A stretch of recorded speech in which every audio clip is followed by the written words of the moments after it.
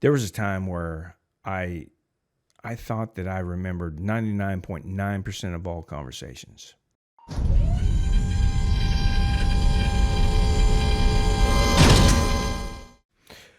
Welcome to the CroftCast, episode 135. I am your host, John Effing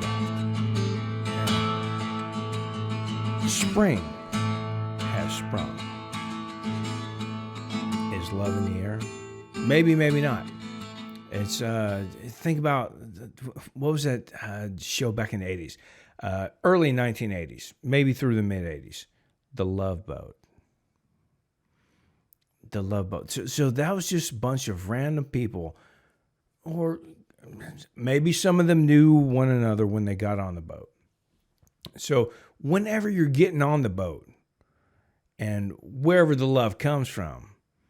But they were definitely on, it wasn't like a Gilligan Island kind of situation where like a 3-hour tour and they're out there for years. I mean, this was definitely a dedicated 1-hour situational comedy, rom-com. Maybe it was the original rom-com, if you want to call a bunch of random strangers having sex on a ship. It's kind of like Big Brother, and they go up to that, not Big Brother, or The Bachelor. Not that I watched The Bachelor, but so I've been told that, they've got the Fantasy Room, which was the show that came on after The Love Boat. You had the Fantasy Island, not the Fantasy Island, but the show Fantasy Island. You had the little, what's the politically correct term? Short people, mini people, Oh, I saw something the other day, which is filed underneath miscellaneous. No, not miscellaneous. What I call it? Random, meaningless, useful picks for future use. So, random, meaningless picks for future use. That's where I file some of this crap. I see some random crap, put it in that folder. Because it's random shit. And like, that's exactly what comes out of my mind is a lot of random stuff. So going back to Fantasy Island, Tattoo. Tattoo was the guy, he's like, hey, the bus, the plane. If I can find some footage of that and stick it in here, I will. But whiteboard over there. Actually, not whiteboard, just giant Post-it note. Giant white Post-it note. If they had yellow, I'm not opposed to that. No, don't consider me a racist because I'm using giant white Post-it notes. So back to the Fantasy Island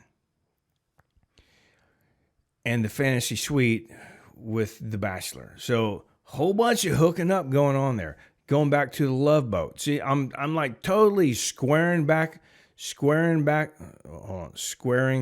around. Can you square around? Because around would insinuate some type of oval or circle. Going back to episode 134, getting into these random shapes. Mine's all over the place. Mine is all over the place. That's kind of how it rolls. It's how I roll. I try to focus, and I've been a lot more focused lately. I've been really focused. Maybe too focused. Maybe not. But my focus has definitely been in a singular direction, which is March Madness, because now it's spring. Spring has sprung. Told y'all, spring has sprung. Love's in the air. What's the love? The love of college basketball. Now, I'm not a college basketball fan. I'm not a basketball fan. However,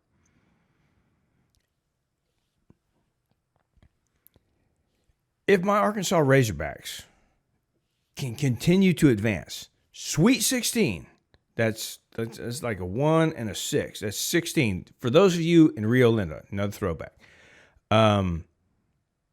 Beat Texas Tech on Sunday. The 21st. 21st. That was the first day of spring. Spring was springing. Spring is Now spring is sprung, then spring was springing. And so instead of some guns up, hey, I don't know, like those anti-Longhorn fans are like, saw them off, horns down, whatever. I'm guessing the anti-Red Raiders fans or anybody just whoops Texas Tech ass, put it out there. So maybe you don't need a man, maybe you need a champion. And potentially, and I don't have my Razorback shirt on today. I did yesterday, which is why I'm not wearing it now, because it's dirty. Even I got a message from Buddy up in Philly. He's like, "Hey man, congratulations on your Razorbacks." It's been a while going back again, another throwback, and I actually have been working on that song. Sometimes the simplest of songs seem to be the most difficult for those of us that aren't professional players or pickers. And sometimes the simplest things in life may be the most difficult. You say, like, how difficult can a relationship be? Well, it's, for anybody who's ever been in one, it ain't easy. And like Chester Cheetah said, it ain't easy being cheesy. And I'm cheesy a lot of the time. Or maybe that's how it comes across, or don't know. But I don't know. Sometimes we do need to get serious. Not the radio satellite subscription. Serious, but serious. And actually put some effort and thoughts and organization into our life or lives. Because we all have a life, but combined, we all have lives. So whatever thought and organization you put into your life, I would ask you this. How do you organize your miscellaneous stuff? I'm not talking about your miscellaneous socks that don't match. I'm not talking about, I've got, I'm not even going to go into your different types of underwear. However you want to roll with whatever undergarments you have and however you organize those. My t-shirts are typically organized by type and color as well as the rest of my clothing. Now, some of you are like, yeah, John, totally get that. Now, I'm not completely organized. It's somewhat of an organized chaos. Just like my mind. You got to pick and choose the things to work on. And I had a suggestion the other day from the Big Kahuna, which actually it wasn't a suggestion. It was just a random thought that he had. He's like, well, maybe it was in conversation, so it wasn't a thought. Well, it was a random thought to him, but it came out. And I sent him a picture of an onion and a garlic. And he said, you know what? Maybe you need to file that under random, meaningless, useful picks for future use. Not a bad idea. So I created a folder in my pictures named exactly that. And I stuck it in there. And it was the only thing. And then I realized I actually do take potentially useful pictures that are relatively meaningless to everyone. But I may share it with one person. And then I want to get back to that. Like, oh, where was that one like random picture of the dog licking its foot? I mean, like, who wants to look at a dog licking his foot? Well, nobody. But if it comes up in conversation, it's like, yeah, I got a picture of my dog licking his foot. Right there. which now I'm going to have to go find a picture of my dog licking his foot so I can put it right there or right there. But the onion and the garlic right there. I'm just adding more and more edits to this that I'll have to go through later. Out on a walk last week or the week before, I cut down a cul-de-sac, and there was this mailbox that was probably, I don't know if, first of all, I don't know if there's a regulation on mailbox height. I would presume that it would be somewhere around the height where one would walk up to the mailbox, be able to reach into the mailbox and retrieve the articles or put something in the mailbox and flip up the flag. At the same time, with the consideration of the postal worker that's driving around in the truck being able to put things in the mailbox and retrieve things from the mailbox. It's almost a symbiotic relationship. Someone needs to put something in, someone needs to take something out, and vice versa. Now, most of the mail that I receive at the house, I don't need. It's stuff that just goes into the recycling bin or serves as a fire starter. But if you are the person that actually needs mail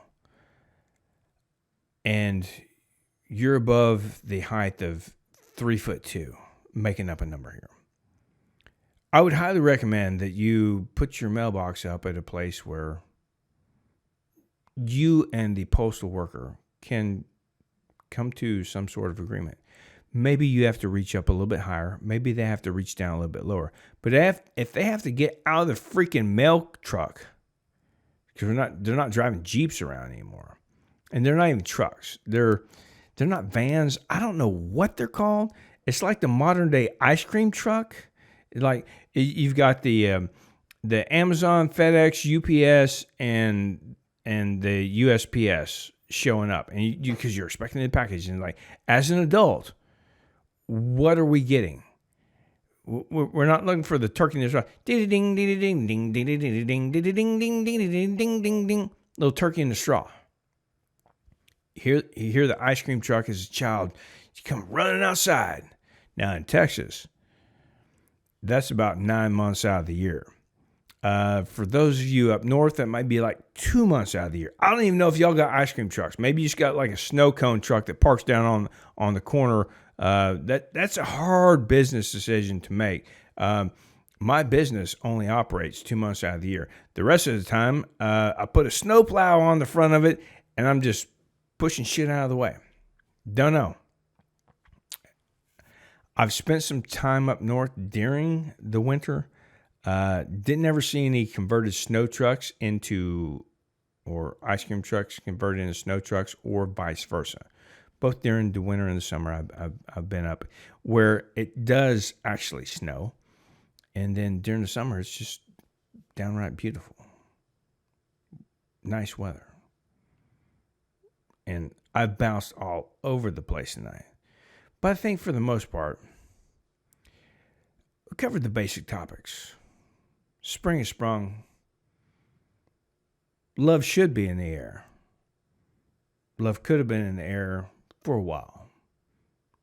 Maybe it has, maybe it hasn't been. March Madness. Basketball's back. To a degree.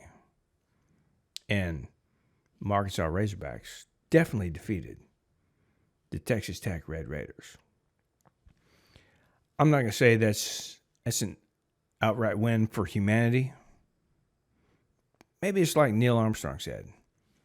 It's one small. I jacked it up just as bad as he did when he's stepping off onto the moon. It's one small step for man, one giant leap for maybe a few. And don't forget to work on your miscellaneous filings of the random stuff in your mind. There was a time where I thought that I remembered 99.9% of all conversations. I realized as I got older, I didn't necessarily remember them all. There's more stuff that goes into the mind. The mind can only handle so much. Only so many conversations one can process and store. Eventually, got to get a better hard drive. Well, we can't replace our mind. So what do we have to do? We've got to purge or archive some of the superfluous bullshit. And if you don't, then guess what? There's nothing new that's going to come in there. Trust me, I know this from experience. And the little men in the back of my head that are chiseling it down on stone and writing it down, they had a backlog. That's why I could recall a conversation, not from yesterday, but from 2 weeks ago. And then 2 weeks later, recall the conversation from yesterday. The backlog was that. Maybe the backlog eventually got down to where, it was like they're only a week behind. At this point, I'm gonna have to square back around with them and find out where they are in the backlog. But I think for the most part, the conversations that I'm having today, yesterday, and tomorrow, pretty much good to go. And I do recall a lot of good conversations over the past week. And I appreciate all of you for reaching out and having these conversations. I do. It's always good. It's good to reconnect with friends. It's good to talk to friends on a daily basis.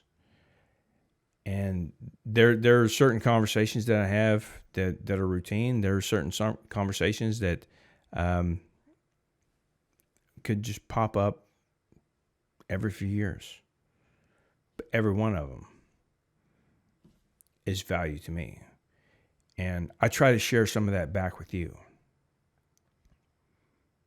And with that, I appreciate you all for tuning in. And if you want to, go ahead and click that little bell. Sign up for the notifications. The subscribers on the CroftCast podcast running about 3,600 subscribers.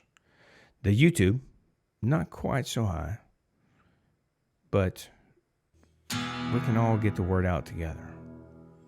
Whatever the word is. It can be bird. Bird is a word. And I appreciate you. And I appreciate your support.